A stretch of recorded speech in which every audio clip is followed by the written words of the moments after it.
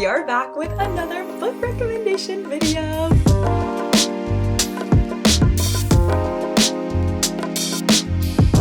Happy reading!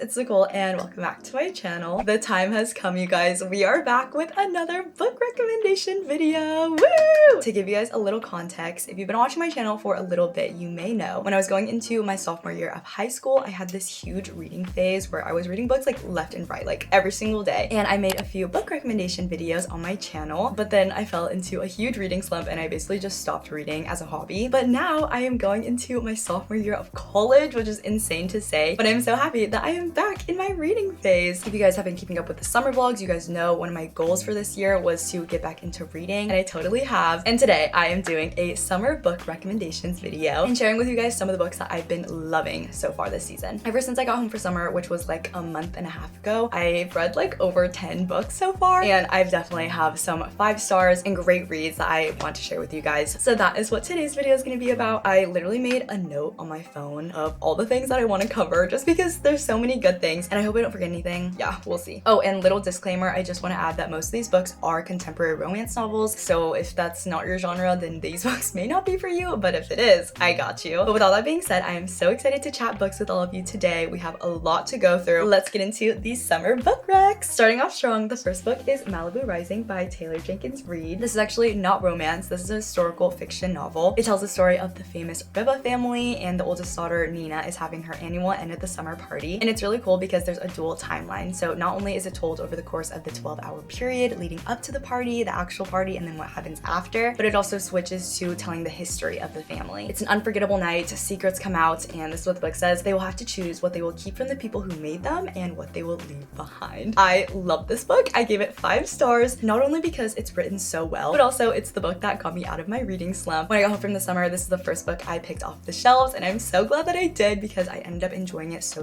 much. The summer vibes are unmatched in this. I love dual timeline, all the details about the characters and the party, and I finished it in 2 days. Such a good read. And then honorable mention, I want to talk about Daisy Jones and the Six, also by Taylor Jenkins Reid, because I ended up reading this right after Malibu Rising. This isn't one of my like summer book recs, I just wanted to add it in this video, but it follows a fictional band, and it also got adapted into a TV series on Amazon Prime, which I've heard really good reviews about. But I just really like Taylor Jenkins Reid's books. You may know the title 7 Husbands of Evelyn Hugo, that's also by her. And what's cool is that her universe, they're all connected. You'll see characters in Malibu Rising, in Daisy Jones and the Six, which I thought was really neat. So these were my first 2 reads of the summer. I really enjoyed them, and I can't wait to pick up more Taylor Jenkins Reid's novels. Next we have The Summer of Broken Jewels by K.L. Walther. This is a young adult romance novel. It follows Meredith Fox. Unfortunately, her sister just passed away, so she kind of shut out the world, but this summer she's ready to get back into things. She goes on her annual family vacation to Martha's Vineyard, and there's a big summer wedding. She did just get dumped, and so she's dateless, but she is still very excited to play their traditional game of Assassin that the whole family participates in. So the whole week of wedding festivities, the game is going on. She ends up forming an alliance with one of the groomsmen. His name is Wit, and basically she's just trying to navigate, trying not to lose the game, but also trying not to lose her heart. I thought this book was very cute. Another great summer read. There's a blend of romance, family bond, and also self-discovery, and I also really enjoyed the chemistry between Meredith and Wit. They're adorable. I think K.L. Walther did an amazing job showing a big family bond. There's a little Fox family tree at the beginning of the book, so you kind of know all of the characters and connect all the storylines, but I just think this book is so adorable. Next we have Just for the Summer by Abby Jimenez.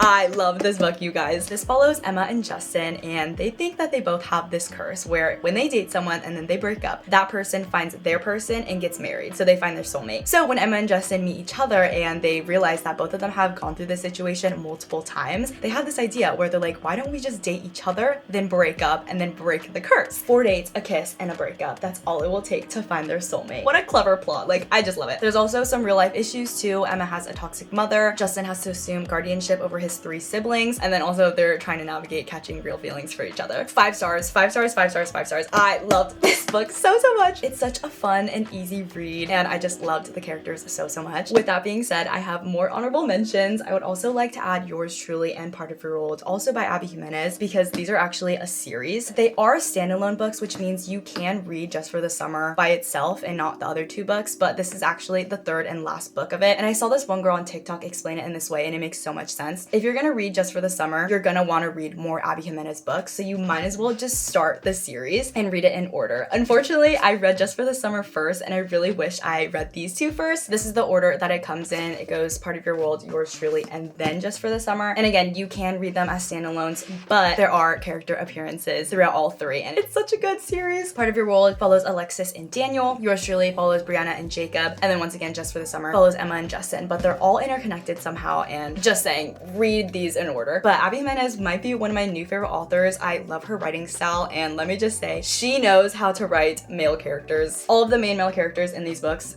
chef's kiss, so good. 5 out of 5 stars for all of these books. I can't wait to pick up more of her novels. I think I want to get Say You'll Remember Me next, which is her newest book, but I know she has some other series too, which I really want to dive into. Next we have Every Summer After by Carly Fortune. This is a contemporary romance coming of age novel. It follows Percy and Sam. They are childhood best friends to lovers. They grew up on the lake together, but then Percy makes a really big mistake and she doesn't end up returning back to the lake until years later for Sam's mom's funeral. This is another dual timeline book. It's told over the course of the 6 summers of their childhood growing up on the lake, and then also the weekend where they see each other again years later. Once again, I really enjoyed the dual timeline too. And I also love the trope childhood best friends to lovers. I think it's so cute seeing them grow up. However, there is a miscommunication trope in this book, which is not my favorite. I was low-key annoyed when that was happening, but it's okay. Still enjoyed it. There is some spice in this book. Exciting news, it's also going to be adapted into a TV show on Amazon Prime, but this was a great summer read. And then another honorable mention, I want to pick up One Golden Summer by Carly Fortune as well, which is the sequel to Every Summer After. And so that book follows Sam's older brother and tells his story. So I can't wait to pick that up and read that because I've heard really good things about it. And next we have The Paradise Problem by Christina Lauren. This is another contemporary romance novel. It follows Anna and Wes, who are in a fake marriage. That's right. Anna is a starving artist living from paycheck to paycheck, while Wes is a Stanford professor and also comes from a very wealthy family. Like very wealthy, you guys. They started a family business owning one of the biggest grocery stores in the world, and so they're very rich. Wes isn't really close to his family because of the family business, but he is very interested in getting his inheritance. So his grandparents wrote in the will that Wes and his siblings can get their inheritance of $100 million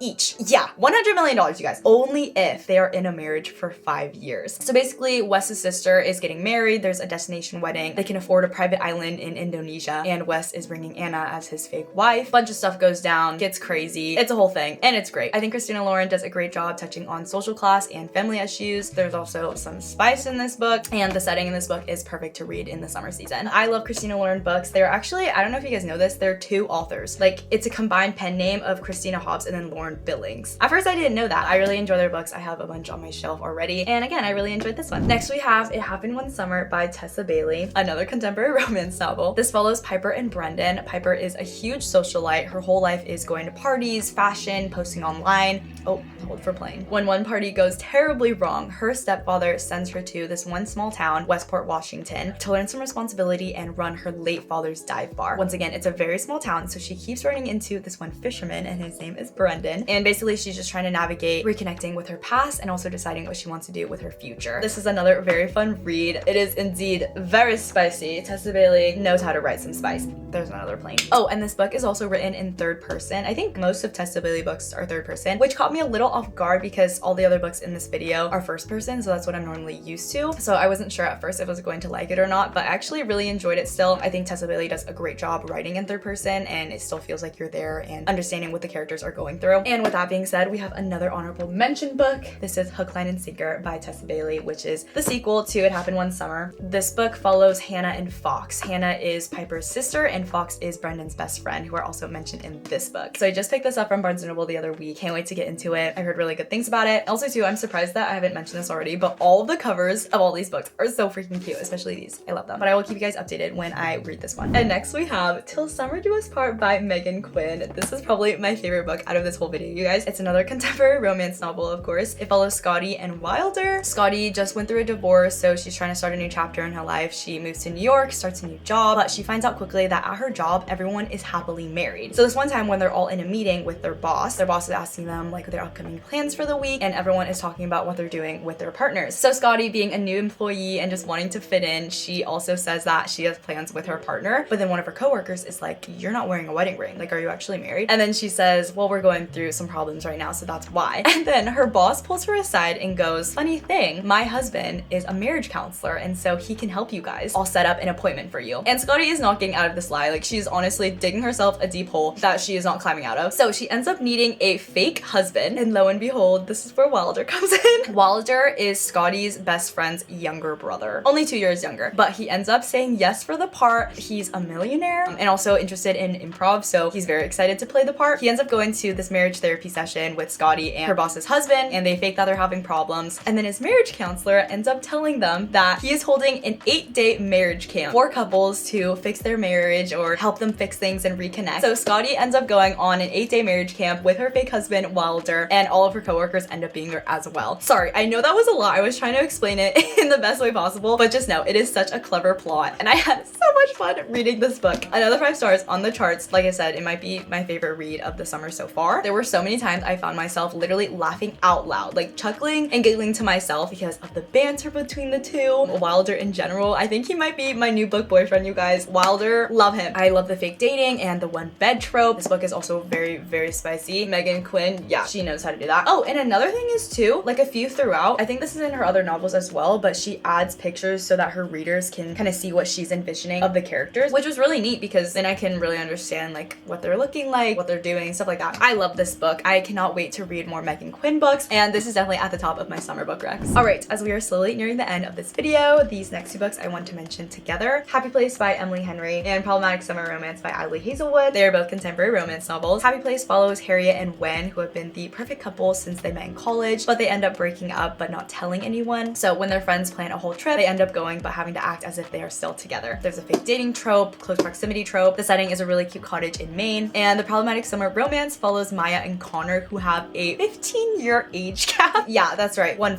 guys. A decade and a half. Maya is 23 and Connor is 38. Connor is also Maya's brother's best friend. The brother is holding a destination wedding in Italy, and as per the title, there's definitely a problematic summer romance. But the reason why I want to mention these books together in this video is because they weren't my favorite out of all of the books that I read, which was so unfortunate because I've read other titles from both of these authors before and have really liked them, but I don't know, with these books I feel like I just didn't connect with them maybe. I don't know if it was a change in writing style or the certain tropes, or I don't know what it was, but I still wanted to add it into this video because even if it wasn't my favorite, it might still be for one of you guys. So I definitely wanted to tell you guys what the books were about. I still enjoyed reading them, they were just not my favorite. All right, and now moving on to the book that I am currently reading. This is 28 Summers by Ellen Hildebrand. I wanted to finish this book before filming this video, but unfortunately the timing just did not work out. I started today, I'm already this much in, so it's pretty good, but I'm really enjoying it so far. I've heard great things about Ellen Hildebrand, also great things about this book. Basically, Mallory, her son Link, receives her deathbed instructions. She's dying, and she tells him to call this number on a little slip of paper, and he doesn't expect it to be the number of Jake. And so he's like, who are you? How do you know my mom? And then the book goes into the 28 summers of the story of Mallory and Jake. Once again, I'm only 85 pages in, but it's really good so far, so I will probably finish it either today or tomorrow. I will keep you guys updated on how much I like this book. So far, it's a great summer read. And then last book I'm talking about in this video, kind of another honorable mention, but also on my TBR, I guess. We'll Always Have Summer by Jenny Han. If you know, you know. This is the 3rd and final book in the Summer I Turned Pretty series. I've already read this whole series. They're such fun and easy reads, but because season 3 is coming out in July, I thought it'd be a great book to have like a little refresher before watching that season. If you guys don't know about this series, I would totally suggest. It's such a cute coming of age, young adult romance, love triangle type situation. So I can't wait to reread this and watch that. And that completes my summer book recs video. I hope you guys enjoyed this and hearing me yap about books. If you guys have any recommendations, definitely comment them down below, especially if they're romance. I'll probably be getting them. Also, let me know if any of you guys have a Kindle, if you like it or not. I've been kind of looking into it and seeing if it's something that I would like. I've said this in a recent vlog, but a lot of people have asked me why I'm going to Barnes & Noble and buying all my books, but it's because I still have leftover gift cards from my 16th birthday, and so I definitely want to use all of those. I think I have like 5 left, so I still got a few trips to go to B&N, which is really exciting. Barnes & Noble is like the best place ever. However, I've been seeing a lot of things about Kindles too, and they look really nice. So if you have any experience with that, let me know as well in the comments. But I am so happy to be reading again. Truly reading, it's definitely one of my favorite hobbies, and I just get so much joy from it. I will definitely keep you guys updated with current reads, upcoming reads, and I'm hoping my reading phase doesn't die out too quickly. But if you guys stayed till the end of this video, comment down below the books emoji. Thank you guys so much for watching. I hope you enjoyed. Make sure to like or comment down below, subscribe to my channel, subscribe to the family channel, and turn on all the post notifications. I will see you guys back with another video. I love you guys. you guys so much. Stay positive. Bye.